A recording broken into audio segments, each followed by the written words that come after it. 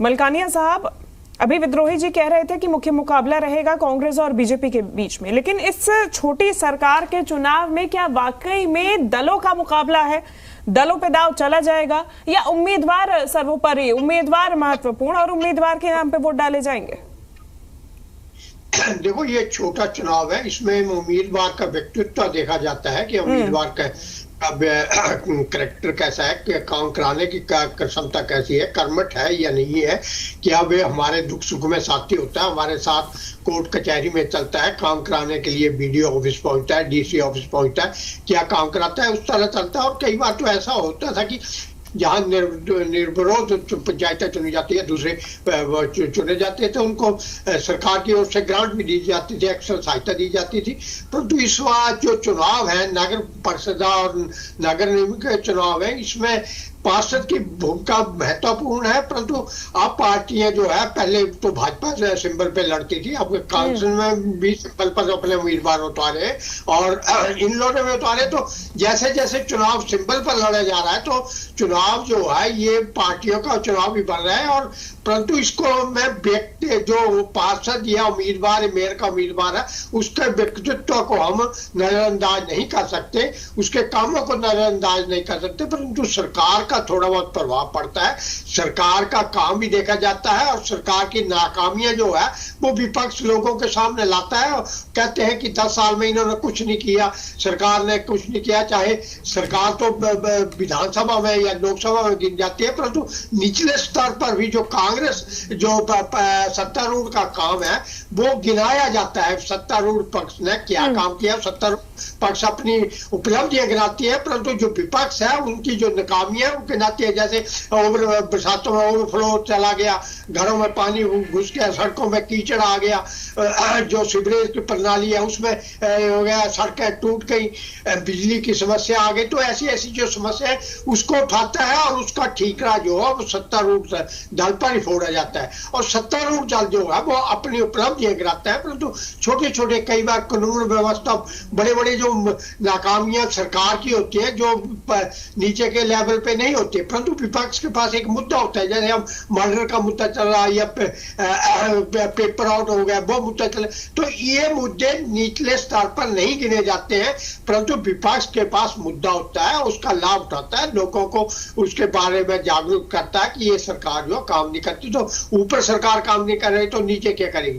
परंतु जो उम्मीदवार है उसका अपना व्यक्तित्व के साथ साथ मेयर के चुनाव में लगभग पार्टी का जो है वो संगठन और पार्टी का देखा जाता है और उनके बीच इसीलिए सीधा मुकाबला होता है, क्योंकि मेयर के चुनाव तो बड़े स्तर पर होता है और कई बार तो विधायक के कार्य क्षेत्र तक चला जाता है। तो सर, क्या उसी डैमेज को कंट्रोल करने के लिए इस बार पार्टी सिंबल पर चुनाव लड़वा रही है अपने कैंडिडेट्स को? और ये जो पार्टी सिंबल पर चुनाव लड़वाने का इस बार का ये फैसला है, ये किस तरह का असर डालता आपके हिसाब से नजर आने वाला है?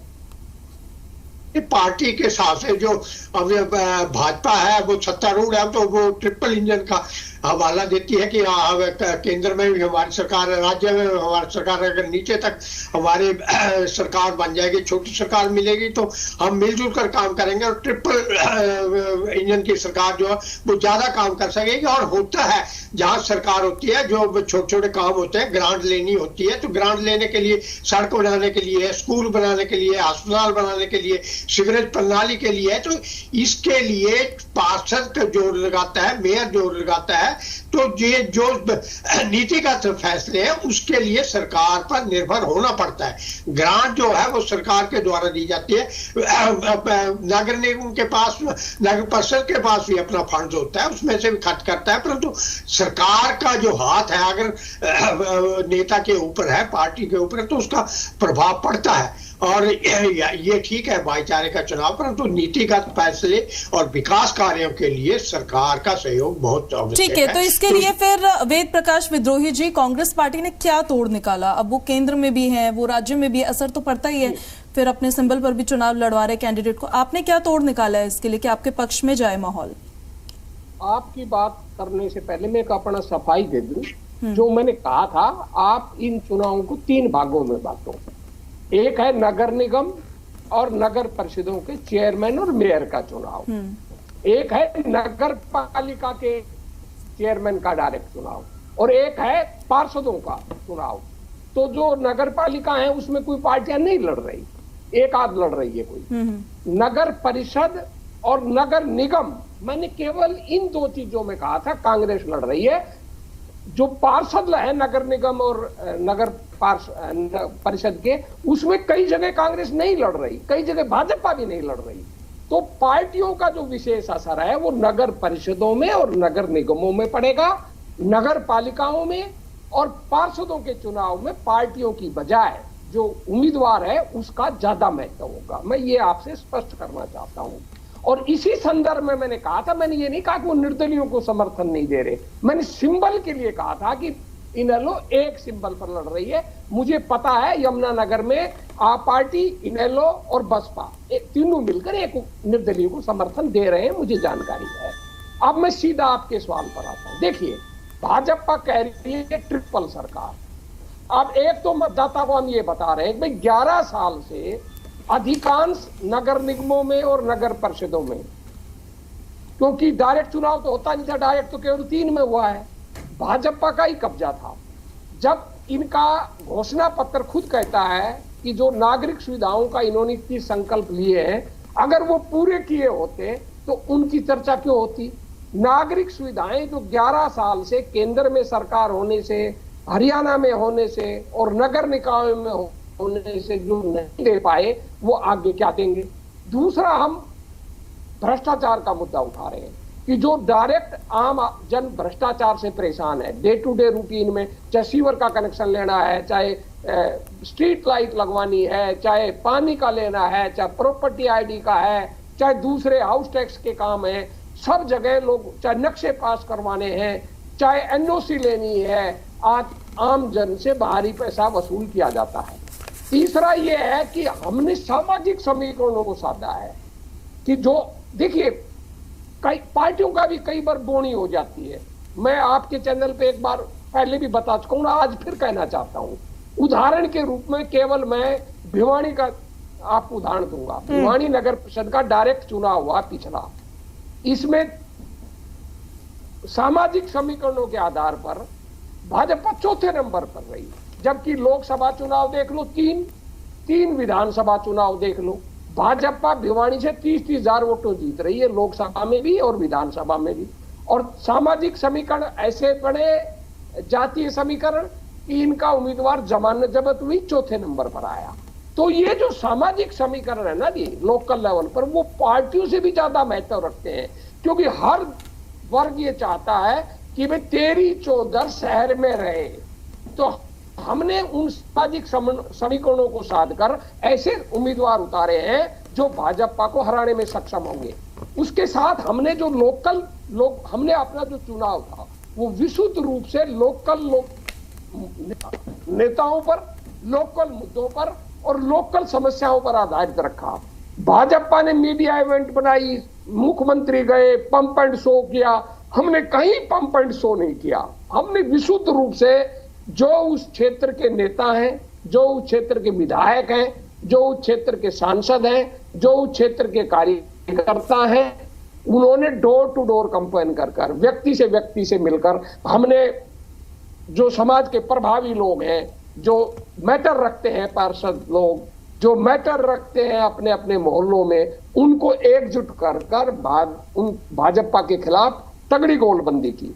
अब फरीदाबाद देखिए, आप फरीदाबाद सबसे बड़ा नगर निगम है, मैं आपको बता दूं, जहां 4 विधायकों का क्षेत्र पड़ता है, तो वो ही सबसे बड़ा है।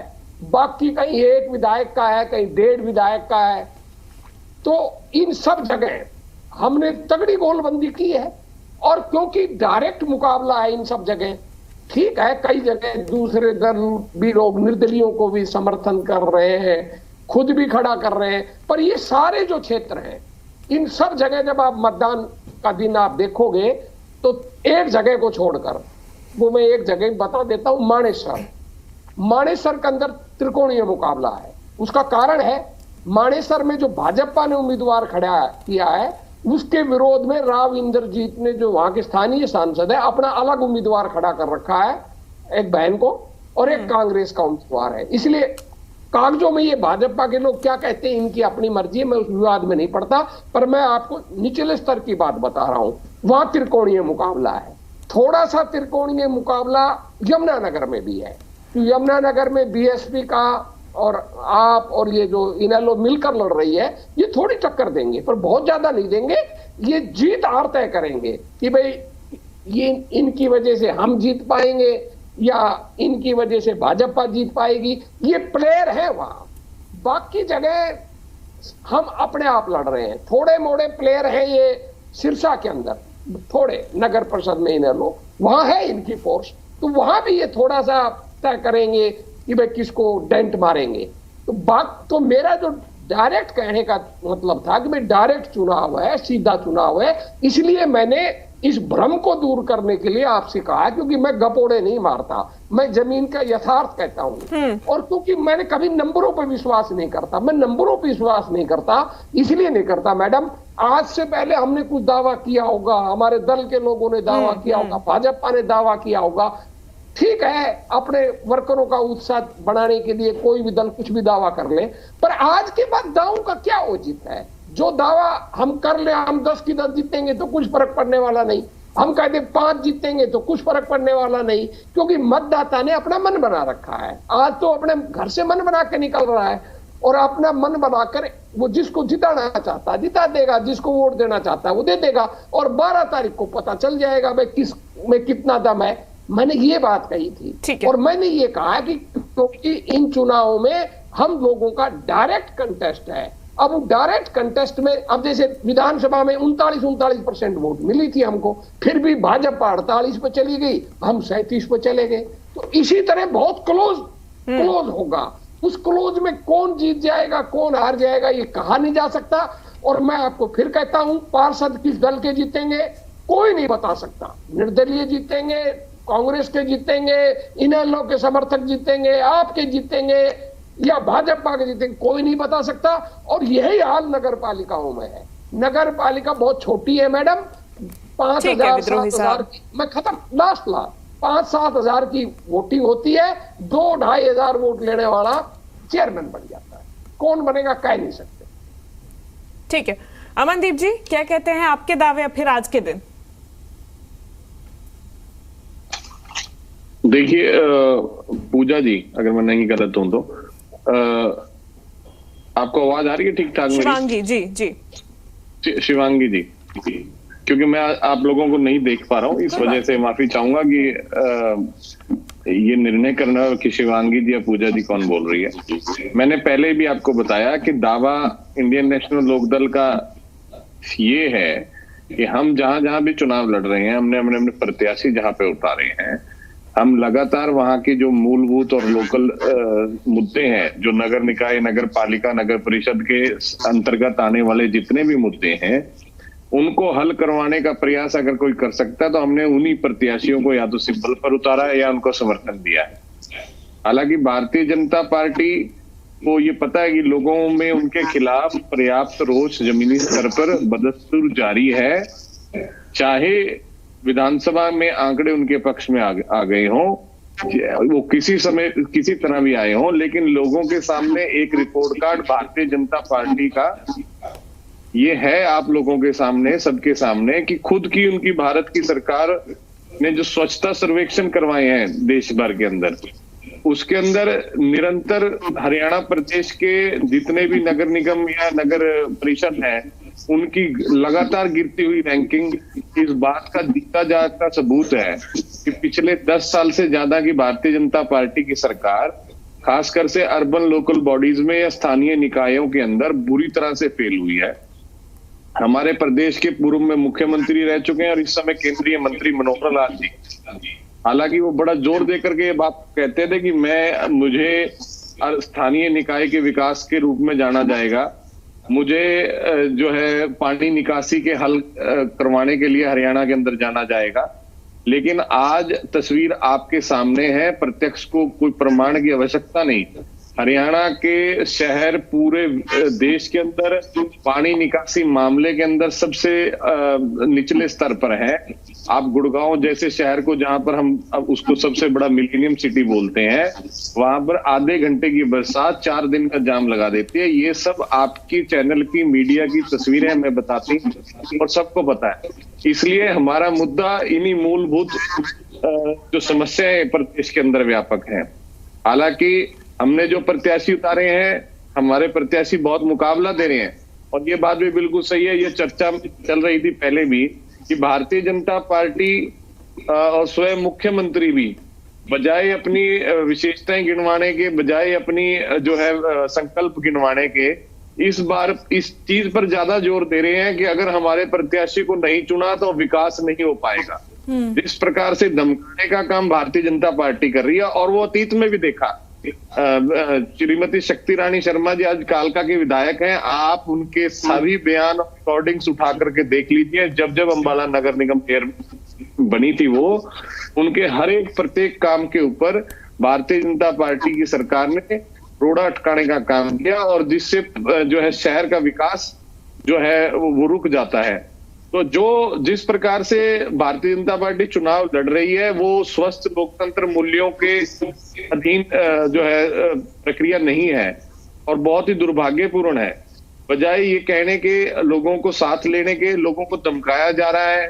हम तो अपने लोकल स्तर पर देख रहे हैं कि जिन जिन लोगों ने, हमारे स्थानीय विधायक कांग्रेस से हैं और जहां पर लोगों ने कांग्रेस को जितवाया था, लेकिन मेयर के चुनाव के अंदर भारतीय जनता पार्टी द्वारा छोटे छोटे व्यापारियों को, दुकानदारों को डर दिखाया जा रहा है। किसी की दुकान पर फूड सप्लाई के छापे लग रहे हैं। ये छोटे चुनाव के ये स्तर दिखाता है जो है मानसिक स्तर और किस प्रकार की राजनीति भारतीय जनता पार्टी कर रही है। ये स्वस्थ लोकतंत्र के लिए अच्छा नहीं है और ये तो बहुत निम्न स्तर की गिरी हुई राजनीति है कि मुख्यमंत्री को कहां तो लोगों को ये कहना चाहिए कि आप जितवाओ और जो भी जिस मर्जी को जितवा देना, क्योंकि ये लोकल मुद्दे लेकर के आएंगे, लोकल विकास लेकर के काम होंगे। ठीक है सर, इस तरह के नैरेटिव बनाने की रणनीति को लेकर भी मैं जाऊंगी, एक बार उनसे सवाल जरूर करूंगी, लेकिन उससे पहले अबिता जी एक सवाल मैं आपसे करना चाहती हूँ। सवाल ये है कि आप तो मुद्दों की राजनीति के लिए जाने जाते हैं